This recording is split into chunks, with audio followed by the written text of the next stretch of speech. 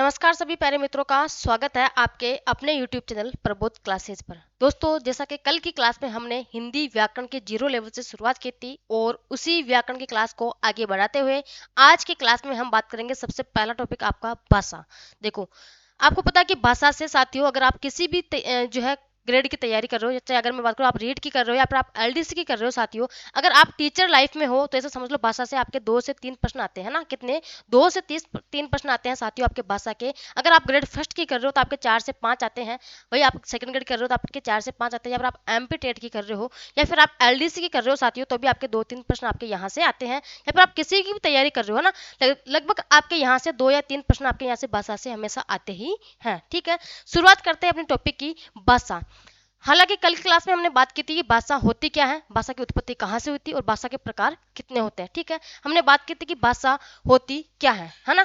भाषा क्या होती है कि अभी मैंने आपको जो समझाया साथियों वो क्या है, एक भाषा ही है। किसके माध्यम से समझाया? भाषा के माध्यम से समझाया। मेरी भाषा कौन सी है? हिंदी। कौन सी मेरी भाषा है साथियों? हिंदी भाषा है। और इसी भाषा के माध्यम से मैंने आपको समझाया कि कल की क्लास में हमने क्या पढ़ा था, है ना। देखो, भाषा की उत्पत्ति, सबसे पहले हम बात करते हैं कि भाषा की उत्पत्ति। भाषा की उत्पत्ति संस्कृत की बास धातु में आ प्रत्यय के योग से मिलकर बना है। कौन सा शब्द आपका? भाषा जो है साथियों संस्कृत की बास धातु में आ प्रत्यय के योग से मिलकर बना है। ठीक है, भाषा की परिभाषा की हम बात करते हैं। इसकी परिभाषा क्या है? भाषा वाणी का वह माध्यम है जिसके द्वारा मनुष्य बोलकर, सुनकर, पढ़कर, लिखकर, है ना, अपने मन के भावों व विचारों का आदान प्रदान करता है, भाषा कहलाती है। देखो, बोलकर, सुनकर, पढ़कर और लिखकर, चारों में आपको मैं बताती हूँ। देखना, बोलना अभी मैंने बोला लेकिन आपने सुना, ठीक है, ये भी क्या है? भाषा है। सुनकर, मैंने बोला तो आपने सुना था, वो भी क्या है साथियों? भाषा थी।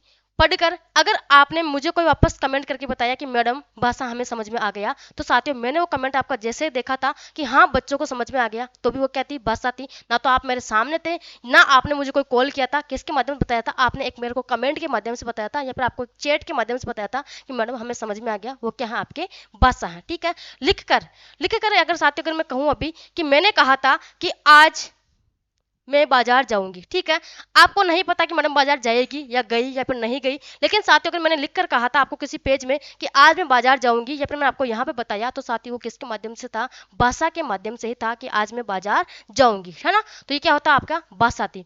तो साथियों अपने मन के भावों, विचारों का आदान प्रदान, एक दूसरे के संबंधित जो है साथियों उसको पूर्वक सुनना क्या कहलाती है? भाषा कहलाती है। ठीक है, देखो इसकी एक परिभाषा और है कि भाषा के द्वारा हम अपने भावों को लिखकर, बोलकर या फिर संकेत के माध्यम से दूसरों को समझा सके, उसके दूसरों के भावों को हम इसी माध्यम से समझ सके, भाषा कहलाती है। अब आपके सामने यहाँ एक नया शब्द आया है कि संकेत के माध्यम से। अब आप कहोगे कि मैडम ये संकेत के माध्यम से कैसे समझ सकते हैं? बताऊं कैसे। देखो, आपने कहा कि मैडम आज आप बाजार गए थे क्या? मैंने कहा तो ये क्या हुआ? मतलब मैडम तो नहीं गई, है ना, यही हुआ ना। अगर आप कहोगे कि मैडम आप, या फिर मैं कहूँ कि साथियों आज आपने जो है कल की क्लास को आपने लाइक नहीं किया था ना, तो आप कहोगे किया था, तो आप ये क्या हुआ कि हाँ मैडम हमने लाइक किया था क्लास को। मैं समझ गया कि हाँ आपने क्लास को लाइक किया, है ना। अब आप इसका टारगेट ये मत लेना कि मैडम ये कहना चाह रही है कि कल की क्लास को भी लाइक करना और आज की को भी लाइक करना, है ना। बाकी आपका मन हो तो कर लेना। देखो, अब आगे हम बात करते हैं भाषा के प्रकार। भाषा कितने प्रकार की होती है साथियों? 3 प्रकार की होती है। कौन कौन सी? एक तो मौखिक भाषा, एक लिखित भाषा और तीसरी कौन सी? आपके सांकेतिक या फिर आपके सांकेतिक भाषा। बात करते हैं हम सबसे पहले मौखिक भाषा की, है ना। देखो, मौखिक भाषा जिसको हम बोलकर व्यक्त करते हैं, कब से मैं आपको यही समझा रही हूँ कि मैं मौखिक भाषा ही अपना जो क्या है साथी वाणी है, ये भाषा क्या है, मैं जो बोल रही हूँ वो क्या है? आपकी मौखिक भाषा है। लेकिन अगर इसी को मैं लिख दूँ तो ये कौन सी हो जाएगी? आपकी लिखित भाषा हो जाएगी। ठीक है, अगर मैं जो परिभाषा मैंने आपको बोलकर सुनाई थी साथियों, मैंने कहा था कि वाणी का वह माध्यम है जिसके द्वारा मनुष्य बोलकर, सुनकर, पढ़कर व लिखकर अपने मन के भावों व विचारों का आदान प्रदान करता है, भाषा कहलाती है। ये मैंने बोला तो आपका मौखिक माध्यम हो गया, और अगर मैंने लिखा साथियों, ये लिखी हुई आपके सामने परिभाषा है, तो ये कौन सी? आपके लिखित भाषा हो गई। ठीक है, आगे होगा समझ में। एक आती है साथियों आपके सांकेतिक भाषा, अभी मैंने आपको समझाया था, लेकिन आपका वर्तमान में इसका जो है साथियों इतना प्रयोग नहीं है। सांकेतिक भाषा मैंने आपको अभी समझाया था, वापस दोबारा से समझा देती हूँ कि अगर आप कहो किसी भी चीज को, मान लो मैंने कहा आपने खाना खाया, आप कहोगे नहीं खाया, मतलब मैं समझ गया नहीं खाया। ठीक है, या फिर मैं कहूँ कि आज आपने पढ़ाई की, तो आपने कहा थोड़ी बहुत, मतलब यूं कहोगे तो मैं समझ जाऊंगी हाँ भाई थोड़ी बहुत की, मतलब घंटा भर किया, है ना, ये समझोगे ना मैं। तो ये कौन सी हो गई? आपकी सांकेतिक भाषा हो गई। ठीक है, आगे हम बात करते हैं, देखो साथियों अपना टारगेट रहेगा क्लास को कम समय में 15 मिनट में सेशन को समाप्त करना और क्वेश्चन को सही करना। ठीक है, अपना ये टारगेट है, इसलिए इस टारगेट को ध्यान में रखते हुए 15 मिनट की क्लास में क्वेश्चन को कैसे सही करना, 2 क्वेश्चन आपको बहुत ज़्यादा मायने रखता है, बजाय आपके घंटों घंटों पर जो आपके कम से कम 10-10 20-20 पेज पढ़ के किसी कंटेंट को नहीं समझ में आना। ठीक है, अब आगे हम बात करते हैं। भोलानाथ तिवारी ने एक भाषा के संबंध परिभाषा दी थी। ये कहते हैं कि भाषा उच्चारण अवयव से उच्चरित यादृच्छिक ध्वनि प्रतीकों की वह व्यवस्था है जिसके द्वारा समाज विशेष के लोग विचारों का आदान प्रदान करते हैं। ये किसके अनुसार है? भोलानाथ तिवारी के अनुसार है। साथियों ये थोड़ी मोस्ट है इसलिए मैंने दे दिया कि बहुत बार एग्जाम में डायरेक्टली आपको परिभाषा देख के पूछ सकते हैं कि ये परिभाषा किसके अनुसार है, तो ये भोलानाथ तिवारी जी के अनुसार है। ठीक है, आगे हम बात करते हैं, देखो लिपि। लिपि होती क्या है?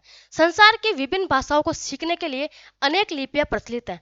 हिंदी, जैसे अगर मैं बात करूँ तो आपकी हिंदी लिपि हो गई, मराठी हो गई, संस्कृत हो गई, नेपाली हो गई। साथियों भाषाएं देवनागरी लिपि में लिखी जाती है। अपनी लिपि कौन सी है? देवनागरी। ये आपको पता होना चाहिए कि अपनी लिपि कौन सी है साथियों, देवनागरी लिपि है। देवनागरी लिपि का विकास ब्राह्मी लिपि से हुआ और ब्राह्मी लिपि वह लिपि है जिससे हिंदी, बंगला, गुजराती आदि भाषाओं की लिपियों का विकास यहाँ से हुआ था। तो साथियों आपका जो है ब्राह्मी लिपि, इससे आपके किन किन भाषाओं का विकास हुआ था? तो हिंदी हो गई, बंगला हो गई, गुजराती हो गई, बहुत सारी भाषाएं हैं जिसका आपके यहाँ से विकास हुआ था। ठीक है, अब हम बात करते हैं, आपका प्रश्न आता है कि साथियों कि भाषा और लिपि, देखो किस भाषा की लिपि कौन सी है ये भी आपको पता होना चाहिए। हम बात करते हैं हिंदी, संस्कृत, मराठी, नेपाली, है ना, इन सब की लिपि कौन सी है साथियों? देवनागरी। पता होना चाहिए कि अपनी लिपि जो है देवनागरी, इससे कौन कौन सी भाषाएं? आप तो हिंदी, संस्कृत, मराठी और नेपाली, इन सब की लिपि कौन सी है? देवनागरी। आगे हम बात करते हैं कि अंग्रेजी, फ्रेंच और पोलिश, इन सब की लिपि कौन सी है? तो आपके रोमन लिपि है। जर्मन और स्पेनिश, है ना, दो भाषाएं हैं कौन कौन सी? एक तो जर्मन हो गई और एक और कौन सी? आपके स्पेनिश।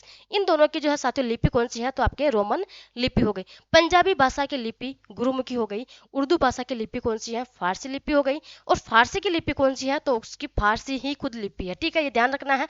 और रूसी के साथियों, रूसी की लिपि कौन सी है? तो रूसी है। और बुल्गेरियन की कौन सी है? जो है रूसी लिपि है। ठीक है, ये आपको ध्यान रखना है। आपको ध्यान रखना है सिर्फ और सिर्फ साथियों कि देवनागरी जो लिपि है इसकी भाषाएं कौन कौन सी हैं? तो हिंदी, संस्कृत, मराठी और नेपाली। यहाँ से आपके लिए महत्वपूर्ण प्रश्न बन सकता है। ठीक है, आगे हम बात करते हैं, देखो आर्य भाषा, पेन चेंज कर लेते हैं ताकि थोड़ा अच्छा लगे, है ना। आर्य भाषा परिवार का प्राचीनतम रूप वैदिक संस्कृत में सुरक्षित मिलता है। वैदिक संस्कृत से आधुनिक युग की भारतीय भाषाओं तक आने में इसे 4 चरणों से गुजरना पड़ता है। कितने चरणों से साथियों? 4 चरणों से गुजरना पड़ता है। और वो 4 चरण कौन से हैं?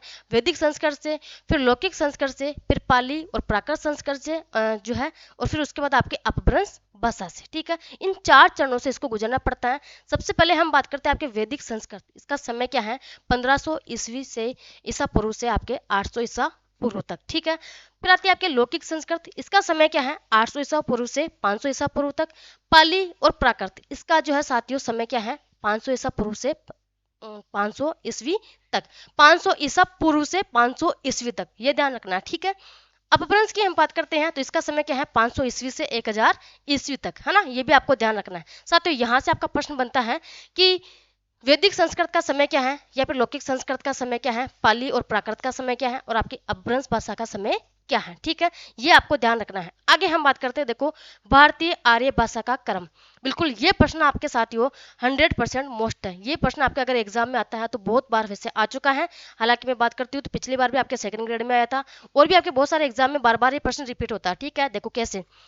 वैदिक संस्कृत से कौन सी भाषा का विकास हुआ? लौकिक का। ठीक है, फिर लौकिक संस्कृत से किसका? पाली का विकास हुआ। फिर पाली से आपके प्राकृत का विकास हुआ, और प्राकृत से आपके किसका विकास हुआ? अपभ्रंश का। और साथियों अपभ्रंश से किस भाषा का विकास हुआ? अवध का। और अवध से किसका? पुरानी हिंदी का। ये क्रम आपको बहुत अच्छे तरीके से याद होना चाहिए कि सबसे पहले आपके वैदिक, फिर आपके लौकिक, फिर आपके पाली, प्राकृत, अपभ्रंश, अवध और पुरानी हिंदी। साथियों ये भाषा का जो क्रम है आपको बहुत ही अच्छी तरीके से याद होना चाहिए। ठीक है, अब हम यहाँ बात करते हैं कि अपभ्रंश भाषा। देखो यहाँ अपने लिए महत्वपूर्ण यह है कि साथियों अपभ्रंश भाषा, और अपने लिए यहाँ से प्रश्न जरूर बनता है। एक प्रश्न आपका यहीं से ही बनेगा, एक तो आपका देखो प्रश्न बनने के 3-4 चांस है। एक तो आपका ये आपको बिल्कुल याद होना चाहिए कि ये जो है साथियों भाषा का विकास किसका, किस भाषा से किसका विकास हुआ। ठीक है, ये मोस्ट है। आगे आपके लिए मोस्ट है कौन सा कि कौन कौन सी भाषाएं? देखो, अपभ्रंश शब्द का यो तो शाब्दिक अर्थ है पतन, किंतु अपभ्रंश साहित्य से अर्थ है प्राकृत भाषा से विकसित भाषा विशेष का साहित्य। ठीक है, ये आपको अपभ्रंश के बारे में बताया गया था। हम बात करते हैं आपके अपभ्रंश भाषा के बारे में। इसका समय क्या था? 500 ईसा पूर्व से 1000 ईस्वी तक। देखो, यहाँ आपको शायद टेबल बहुत अच्छे तरीके से दिख रही होगी। हाँ, बिल्कुल सही अच्छे से दिख रही है ना। चलो ठीक है, हम इसको समझते हैं। अपभ्रंश भाषा, एक मिनट, हाँ ठीक है, दिख रहा है सबको अच्छे से। अपभ्रंश भाषा, इससे साथियों कौन कौन सी भाषा आपके? मागधी, अर्धमागधी, महाराष्ट्री, खस, ब्रांचड़, शोरसेनी और पेशाची, इतनी भाषाओं का विकास आपके किससे हुआ था? अपभ्रंश भाषा से हुआ था। कौन कौन सी? मागधी हो गई, अर्धमागधी हो गई, महाराष्ट्री हो गई, खस हो गई, ब्रांचड़ हो गई, शोरसेनी हो गई और पेशाची हो गई। साथियों इन सब भाषाओं का विकास कहाँ से हुआ? अपभ्रंश भाषा से हुआ। हम बात करते हैं कि आपके मागधी भाषा, इससे कौन कौन सी भाषाओं का विकास हुआ साथियों? तो बिहारी हिंदी हो गई, बंगला हो गई, उड़िया हो गई और असमिया हो गई। इसमें भी अगर हम बात करते हैं साथियों, तो जो बिहारी हिंदी है, इससे आपके भोजपुरी, मैथिली और मगही भाषाओं का विकास हुआ था। अब आपके प्रश्न बनता है सीधा साधा कि निम्न में से मागधी भाषा का जो है मागधी भाषा से संबंधित नहीं है। कौन कौन सी? भोजपुरी, मैथिली, बंगला या फिर आपके बघेली। तो सादा सादा आंसर आपके सामने हो जाएगा बघेली, है ना। दूसरे नंबर पर आती है आपके अर्धमागधी। अर्धमागधी की हम बात करते हैं, इससे किसका विकास हुआ था? पूर्वी हिंदी का। और पूर्वी हिंदी की हम बात करते हैं साथियों, तो इससे कौन कौन सी भाषा का विकास हुआ था? अवधी, बघेली और छत्तीसगढ़ी। ए, बी और सी 100% वेरी वेरी मोस्ट है साथियों। आपके एग्जाम में प्रश्न यहीं से ही बनता है कि आपके अर्धमागधी भाषा है, इससे किस भाषा का विकास हुआ? पूर्वी हिंदी का। आपके एग्जाम में यहाँ अर्धमागधी आपको देखने को मिलेगा। और साथियों इससे कौन कौन सी भाषा का विकास हुआ? तो अवधी, बघेली और छत्तीसगढ़ी, यानी ए, बी और सी। ट्रिक के माध्यम से याद रखना है कि ए, बी, सी, अवधी, बघेली, छत्तीसगढ़ी। फिर 3 बार बोलूंगी साथियों ताकि आपको याद हो जाए। अवधी, बघेली, छत्तीसगढ़ी, ए, बी, सी, अवधी, बघेली, छत्तीसगढ़ी, है ना। ठीक है, याद हो गई। आगे हम बात करते हैं महाराष्ट्री। महाराष्ट्री भाषा से किस भाषा का विकास हुआ? मराठी का। बिल्कुल सीधा सीधा याद है, आपको याद भी हो जाएगा। अगली आती है खस भाषा। ठीक है, खस से किसका विकास हुआ? पहाड़ी हिंदी का। और साथियों इसमें कौन कौन सी आपके? मंडियाली हो गई, जो कि आपकी हिमाचली हो गई। ठीक है, गढ़वाली हो गई और कुमाऊनी। कुमाऊनी, ठीक है, ये आपके मोस्ट है। गढ़वाली और कुमाऊनी किस भाषा से है साथियों? तो खस भाषा से निकली हुई भाषाएं हैं। ठीक है, अगली आती है आपकी ब्रांचड़। ब्रांचड़ से कौन से साथियों? सिंधी भाषा। बिल्कुल आपको थोड़ी ध्यान रखनी है। ठीक है, शोरसेनी। शोरसेनी की हम बात करते हैं, बिल्कुल मोस्ट है साथियों। शोरसेनी से आपके कौन कौन सी? 3 भाषाएं, पश्चिमी हिंदी, राजस्थानी और आपके गुजराती। 3 भाषाएं कौन कौन सी? पश्चिमी हिंदी, राजस्थानी और गुजराती। इन तीनों भाषाओं का विकास किससे हुआ था? तो साथियों शोरसेनी से हुआ था। अगर हम बात करते हैं पश्चिमी हिंदी से भी किस किस का विकास हुआ, तो पश्चिमी हिंदी से साथियों आपके खड़ी बोली का, ये अभी आपके जो है हाल ही सेकंड ग्रेड की मैं बात करती हूँ, RPSC Sanskrit department second grade की मैं बात करती हूँ, तो ये प्रश्न आपका आया था कि कोरवी किस भाषा से निकली है, तो आपके किससे साथियों? पश्चिमी हिंदी से निकली है। अगर आपका पश्चिमी हिंदी एग्जाम में उसमें ऑप्शन में नहीं होता तो आप वहाँ पे शोरसेनी करके आते। ठीक है, तो आपके पश्चिमी हिंदी से आपके खड़ी बोली, ब्रज, कन्नौजी, बांगरू और आपके बुंदेली, है ना। ये कितनी भाषाएं? आपके 5 भाषाएं साथियों पश्चिमी हिंदी से निकली है। ठीक है, राजस्थानी से अगर मैं बात करती हूँ, राजस्थानी से आपके जयपुरी हो गई, मेवाती हो गई, है ना। मेरे पीछे का दिख रहा है क्या? अच्छा दिख रहा, ठीक है। राजस्थानी हो गई, आप कौन सी? हाँ, जयपुरी हो गई, मेवाती हो गई, मारवाड़ी और आपके मेवाड़ी। ये 4 भाषाएं साथियों राजस्थानी भाषा से निकली है। कौन कौन सी? जयपुरी, मेवाती, मारवाड़ी और मेवाड़ी। ठीक है, आगे हम बात करते हैं, अगली आती है पेशाची। पेशाची साथियों आपके 2 भाषाएं कौन कौन सी? एक तो लहदा और एक कौन सी? पंजाबी। दोनों ही आपके लिए महत्वपूर्ण है, ये भी आपके लिए महत्वपूर्ण है। अब इसमें आपको कौन कौन से फैक्ट ऐसे हैं साथियों जो कि आपको याद रखने हैं। ठीक है, देखो ज्यादा अपन याद नहीं करेंगे, अपना काम क्या है? प्रश्न को सही करना। और कौन कौन सा प्रश्न ऐसा है जो बार बार एग्जाम में रिपीट होता है, बार बार वही प्रश्न क्यों आता है, दूसरे प्रश्न एग्जाम में क्यों नहीं पूछे जा रहे हैं, तो हम भी यही उम्मीद लगा सकते हैं कि हो सकता है वापस आने वाला एग्जाम है उसमें आपके यही प्रश्न आ जाए। कौन कौन सा? देखो, एक तो आपको ध्यान रखना है कि भोजपुरी, मैथिली और मगही। ठीक है, ये आपके लिए मोस्ट है। एक आपको ध्यान रखना है कि अवधी, बघेली और छत्तीसगढ़ी। ठीक है, एक आपको गढ़वाली और कुमाऊनी, ये ध्यान रखना है। एक आपको जयपुरी, मेवाती, मारवाड़ी और मेवाड़ी, ये आपके मोस्ट है। और एक आपको साथियों ये ध्यान रखना है कौन कौन सी? खड़ी बोली, ब्रज, कन्नौजी, बांगरू और बुंदेली, और एक आपको ध्यान रखना है साथियों शोर सैनी से पश्चिमी हिंदी, राजस्थानी और गुजराती, है ना। ये लहंदा, और ये आपके एक बार प्रश्न आया तो हो सकता है अब आगे आ जाए या फिर नहीं आए, लेकिन साथियों अब तक के आपके प्रश्न जो पूछे गए थे यहीं से ही पूछे गए थे। कौन कौन से आपके मागधी से आपके बिहारी हिंदी से आपके भोजपुरी, मैथिली और मगही, ठीक है। इधर आपके अवधी बघेली छत्तीसगढ़ी, इधर आपके गढ़वाली और कुमाऊनी, इधर आपके साथियों कौन कौन सी पश्चिमी हिंदी, राजस्थानी और गुजराती। पश्चिमी हिंदी से आपके खड़ी बोली, ब्रज भाषा, कन्नौजी, बांगरू और बुंदेली, और इधर आपके राजस्थानी से जयपुरी, मेवाती, मारवाड़ी और मेवाड़ी, ठीक है। और पैसाची से कौन से आपके लहंदा और पंजाबी, ठीक है। यहाँ से आपके महत्वपूर्ण प्रश्न बनते हैं। अब आगे हम चलते हैं साथियों राजभाषा हिंदी। आपको पता है कि यहाँ से भी एग्जाम में प्रश्न बनता है, तो क्यों ना हम इसको भी पढ़ ले। देखो हम बात करते हैं राजभाषा हिंदी की। स्वतंत्रता प्राप्ति के पश्चात भारतीय संविधान निर्माताओं ने हिंदी के महत्व को स्वीकार करते हुए 14 सितंबर 1949, वेरी मोस्ट डेट है साथियों, इसको लगा लेना क्योंकि आपके एग्जाम में ये आती है कि राजभाषा कब स्वीकार किया गया। देखो 14 सितंबर 1949 को संविधान के अनुच्छेद कितना 343 में, अनुच्छेद 343 आपको याद रखना है सॉरी आपके साथी कौन सा, हाँ हम बात करते हैं 14 सितंबर 1949 को संविधान के अनुच्छेद 343 में देवनागरी लिपि में लिखी हिंदी को भारत संघ की राजभाषा घोषित किया गया था। अब आपको यहाँ पे तीन चीजें ध्यान रखनी, कौन कौन सी, एक तो 14 सितंबर 1949 को, अनुच्छेद कौन सा 343, और लिपि कौन सी साथियों देवनागरी लिपि, है ना। कौन सी, देवनागरी लिपि में लिखी हिंदी को भारत संघ की राजभाषा घोषित किया गया था। यहाँ आपके लिए तीन प्रश्न बन गए, एक तो 14 सितंबर 1949 को, एक आपके 343 अनुच्छेद और आपके एक देवनागरी लिपि, ठीक है। आगे हम बात करते हैं। अतः प्रति वर्ष 14 सितंबर को हिंदी दिवस के रूप में मनाया जाता है, बिल्कुल मनाया जाता है। और मेरे स्टूडेंट मुझे बहुत सारे कमेंट भी करते हैं कि मैम हिंदी दिवस की हार्दिक शुभकामनाएं, मैम हिंदी दिवस की बहुत सारे भेजते हैं, लेकिन सबको जवाब भी दे जाता है। हालांकि ऐसी कोई बात नहीं, मुझे बहुत खुशी होती है उस समय कि बच्चों को कितना अच्छा याद रहता है, सबसे बड़ी बात यह है। और वही याद रखते हैं साथियों जिनके सब्जेक्ट हिंदी है या फिर जो हिंदी से थोड़ा बहुत कुछ ध्यान रखते हैं, ठीक है। बाकी अदरवाइज स्टूडेंट इसको स्किप कर देते हैं ना। देखो राजभाषा के रूप में हिंदी सरकारी कामकाज में प्रयोग की जाती है। अब अपना प्रश्न जो है साथियों थोड़ा अपन यहाँ से बात करते हैं। संविधान की 8वीं अनुसूची, अनुसूची कौन सी है 8वीं, ध्यान रखना है, में 14 भाषाओं को सम्मिलित किया गया था। साथियों जब आपकी अनुसूची 8 थी तब उसमें कितनी भाषाओं को, 14 भाषाओं को इसमें सम्मिलित किया गया था। कौन कौन सी, असमिया हो गई, उड़िया हो गई, उर्दू हो गई, कन्नड़ हो गई, कश्मीरी, गुजराती, तमिल, तेलुगु, पंजाबी, बंगला, मराठी, मलयालम, संस्कृत और हिंदी। साथियों ये 14 भाषाएं कौन कौन सी हो गई कि असमिया, उड़िया, उर्दू, कन्नड़, कश्मीरी, गुजराती, तमिल, तेलुगु, पंजाबी, बंगला, मराठी, मलयालम, संस्कृत और हिंदी। साथियों अनुसूची 8 में इन 14 भाषा को सम्मिलित किया गया था, लेकिन उसके बाद में हम बात करते हैं कि संशोधन होने के बाद साथियों, देखो हम बात करते हैं संशोधन होने के बाद आपके 21वें संविधान संशोधन 1967 के द्वारा साथियों एक भाषा जोड़ी गई थी 15वीं, कौन सी, सिंधी। ध्यान रखना है कि साथियों जो 15वीं भाषा थी इसको, जो 15वीं भाषा थी 21वें संविधान संशोधन 1967 के द्वारा इसको जोड़ा गया था।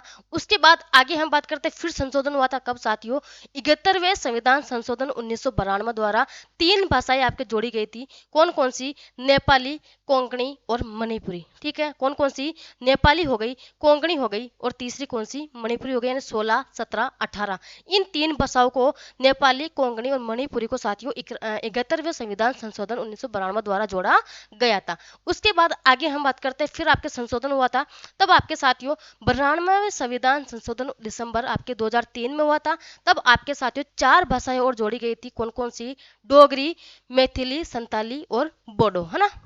डोगरी, मैथिली, संताली और बोडो भाषाओं को 8वीं अनुसूची में सम्मिलित किया गया था। किस किस जो है संशोधन के अनुसार साथियों आपके 3 संशोधन, 21वां, 71वां और आपके 92वां, ठीक है। इन 3 संशोधन के माध्यम से आपके बाद में 7 भाषाएं और जोड़ी गई थी। कौन कौन सी, सिंधी, नेपाली, कोंकणी, मणिपुरी, डोगरी, मैथिली, संताली और बोडो, ठीक है। आगे हम बात करते हैं, देखो भाषा की कुछ विशेषताएं, ये भी आपको पता होना ही चाहिए अगर आप पढ़ रहे हो तो। देखो भाषा क्या है, एक पैतृक संपत्ति नहीं है, ठीक है। भाषा अर्जित संपत्ति है, ये आपको ध्यान रखना है कि भाषा क्या है, पैतृक संपत्ति नहीं है, अर्जित संपत्ति है। भाषा अत्यंत सामाजिक वस्तु है।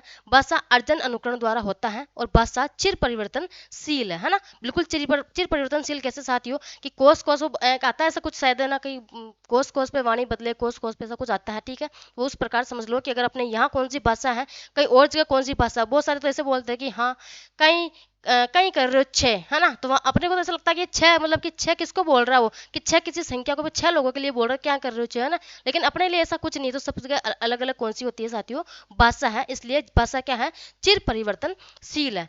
भाषा का कोई अंतिम स्वरूप नहीं होता है। प्रत्येक भाषा की भौगोलिक एवं ऐतिहासिक सीमा होती है। भाषा कठिनता से सरलता की ओर जाती है। बिल्कुल साथियों मोस्ट है कि भाषा आपके किसके, कठिनता की ओर से, कठिन से और आपके सरल की ओर जाती है। भाषा स्थूल से सूक्ष्म की ओर, प्रौढ़ता से अप्रौढ़ता से आपके प्रौढ़ता की ओर। यहाँ पे आपको ध्यान रखना है कि भाषा कठिन से सरल की ओर, है ना, कठिन से सरल की ओर, स्थूल से सूक्ष्म की ओर, अप्रौढ़ता से प्रौढ़ता की ओर, और भाषा संयोगावस्था से वियोगावस्था की ओर जाती है। साथियों क्या है, भाषा की कुछ विशेषताएं हैं जो कि आपको ध्यान रखनी है। आगे हम बात करते हैं साथियों कुछ संबंधित तथ्य आपके जो महत्वपूर्ण है, यहाँ से आपके एग्जाम में प्रश्न बनता है। देखो, देवनागरी लिपि में सुधार के प्रयास सर्वप्रथम महादेव गोविंद रानडे ने किया था। देवनागरी लिपि में सबसे पहले सुधार करने वाले साथियों कौन थे, महादेव गोविंद रानडे। बिल्कुल मोस्ट है, ठीक है। आगे हम बात करते हैं प्रथम राजभाषा अधिनियम संसद में 1963 में पारित किया गया था। कब साथियों, प्रथम राजभाषा अधिनियम संसद 1963 में पारित किया गया था, यह भी आपको ध्यान रखना है। आगे हम बात करते हैं 7 जून 1955 में राजभाषा आयोग की स्थापना की गई थी। साथियों राजभाषा आयोग की स्थापना कब की गई थी, तो 7 जून 1955 को, यह भी आपको ध्यान रखना, ठीक है। जिसके अध्यक्ष कौन रहे थे, बीजी खेर, है ना, बीजी खेर रहे थे। आगे हम बात करते हैं संविधान के भाग 17, ठीक है। संविधान के भाग तो 17 अनुच्छेद 343 से 351 तक राजभाषा से संबंधित प्रावधान है। बिल्कुल ध्यान रखना है कि भाग तो कौन सा साथियों, सॉरी आपके अनुच्छेद कौन सा 17 और अनुच्छेद भाग 17 और अनुच्छेद आपके 343 से 351 तक राजभाषा से संबंधित क्या इसमें प्रावधान है, ठीक है। आगे हम बात करते हैं 1953 में राधा कृष्णन की अध्यक्षता में उत्तर प्रदेश में लिपि सुधार समिति का गठन किया गया था। किसकी अध्यक्षता में साथियों, 1953 में राधा कृष्ण की अध्यक्षता में, कहा, उत्तर प्रदेश आपके यूपी में लिपि सुधार समिति का गठन किया गया था।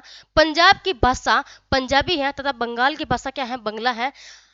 आंध्र प्रदेश की तेलुगु व कर्नाटक की कौन सी है राष्ट्रीय राजभाषा, कन्नड़ है। आपको ध्यान रखना कि पंजाब की भाषा तो कौन सी है साथियों, पंजाबी हो गई, बंगाल की बंगला हो गई, आंध्र प्रदेश की कौन सी है, तेलुगु हो गई, और कर्नाटक की जो है साथियों राजभाषा कौन सी है, कन्नड़ हो गई, ठीक है।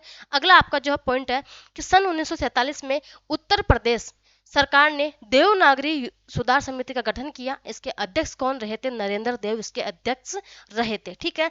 आगे हम बात करते हैं, अगला पॉइंट है 20वीं सदी के प्रारंभ में लोकमान्य तिलक ने अपने पत्र केसरी लिपि में सुधार की चर्चा की थी। साथ ही ये आपका कुछ टॉपिक है कौन सा, भाषा से संबंधित, जिसको हम बात कर रहे हैं। देखो ये आपका टॉपिक है भाषा से संबंधित, जिसको हमने पूरा किया और शायद आशा करूंगी बहुत ही अच्छे तरीके से आपको समझ में आ भी गया होगा। साथियों सरल और साधारण तरीके से पढ़ा था और हमने बात की थी आपकी क्लास को जल्दी से समाप्त करने के लिए, लेकिन आपकी क्लास हो सकता है जल्दी समाप्त नहीं हो पाई, तो कोई बात नहीं, लेकिन चलो कोई ना, धन्यवाद। कल की क्लास का फिर से वेट करना साथियों, कल आपकी क्लास आएगी, हम बात करेंगे आपके वर्ण विचार की, जिसमें आपके स्वर और व्यंजन, ठीक है। तो शुभ दिन सभी के लिए, धन्यवाद।